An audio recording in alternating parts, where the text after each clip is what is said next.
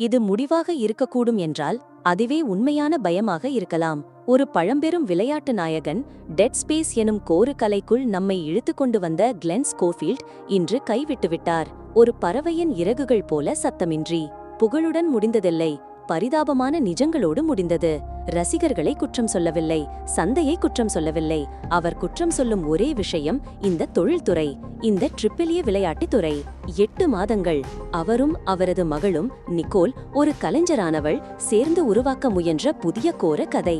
இது சாதாரண horror game இல்லை, இது புதிய ஒரு உபவகுப்பாக இருக்கக்கூடும்.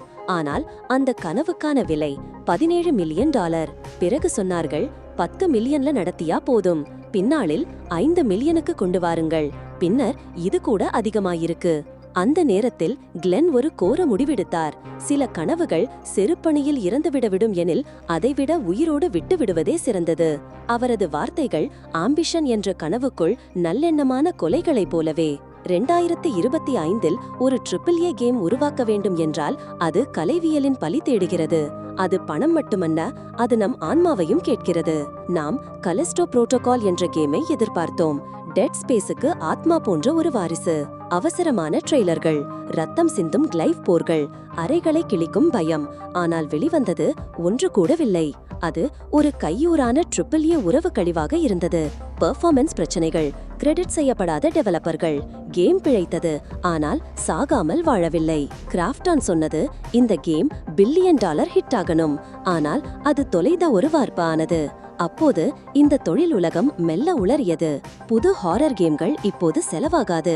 இப்படி ஒரு கேம் இப்போது யாரும் தயாரிக்க மாட்டார்கள். கிளென் ஸ்கோஃபீல்ட் முடிவாகிவிட்டார். ஆனால் உண்மை பயம் என்ன தெரியுமா?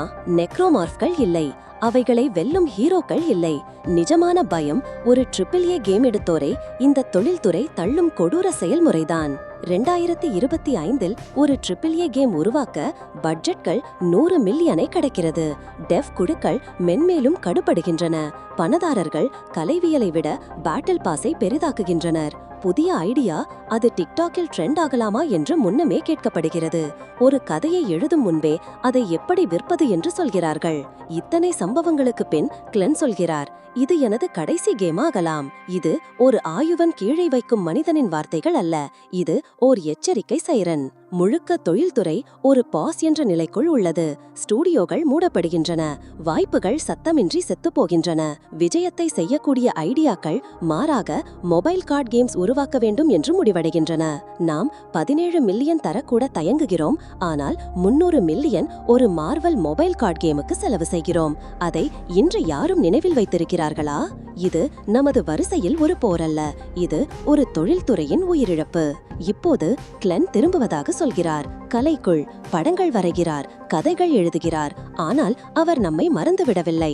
அவர் இன்று கூட நம்புகிறார், நான் இதை மிஸ் பண்றேன். அந்த குழு, அந்த கலைபேரங்கள் ரசிகர்களுக்காக உருவாக்கும் மகிழ்ச்சி. அந்த மகிழ்ச்சியை தான் இந்த கார்ப்பரேட் உலகம் மறந்துவிட்டது. அவர்கள் கேம்களை நம்பிக்கையால் அல்ல, ROI-யால் கணக்கிடுகிறார்கள். அவர்கள் கேம்களின் பயத்தையும் பேட்டில் பாஸ் விற்பனைவாக மதிக்கிறார்கள். அவர்கள் கனவுகளை DLC ரோட் மேப்குள் அடைக்கிறார்கள். நாம் எத்தனை பேர் செத்துப்போகும் வரை புரிய போகிறோம். கென் லவைன் பயோஷாக் இன்ஃபினிட்டி பிறகு மாயமானார். ஏமி ஹென்னிக் ஸ்டார் வார்ஸ் கேமை உருவாக்க கூட முடியவில்லை. ஹிடேயோ கொஜிமா அவரை புறக்கணித்த சோனி இன்று அவரது வாயிலை தட்டுகிறது. இப்போது கிளென் ஸ்கோஃபீல்ட் ஒரு AAA ஹாரர் லெஜெண்ட். அவரது கனவுகள் வரம்பு மீறிய விலையில் மரணித்தன. புதிய ஹாரர் கேம் ஒன்றை உருவாக்க அது பொருளாதார ரிஸ்க் ஆகிவிட்டது.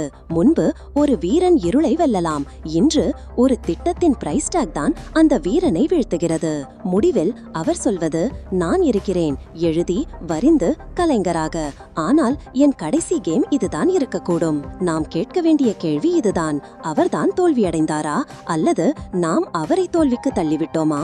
நாம் ரிஸ்கை ஊக்குவிக்கவில்லை, நாம் கிராஃப்டை மதிக்கவில்லை, நாம் ஒரு ஹாரர் கேம் உலகத்தை மாற்றும் சக்தியாக இருக்கலாம் என்று நம்புவதை நிறுத்திவிட்டோம். இதற்கெல்லாம் பிறகு உண்மையான ஹாரர் இல்லை, இப்போ அந்த பயம் நம்முள் தான் இருக்கிறது. கேன் இந்த கதையை நீங்கள் உணர்ந்தீர்களா? பிரைன் உங்களுக்கு ஹாரர் கேம்கள் முக்கியம் என்று நம்புகிறீர்களா? ஹார்ட் நீங்கள் இன்னும் டெட் ஸ்பேஸை நேசிக்கிறீர்களா? பதிலாக இதை ஷேர் பண்ணுங்க, கமெண்ட் பண்ணுங்க, சப்ஸ்கிரைப் பண்ணுங்க. ஏனெனில் நாமே இந்த மாதிரியான லெஜெண்ட்ஸ்களை மௌனமாக மறைக்கும் போது கேம்களின் பயம் இல்லை, பயமே நம்மை மெய்மறக்கும் நிலைக்கு கொண்டு வந்துவிட்டது.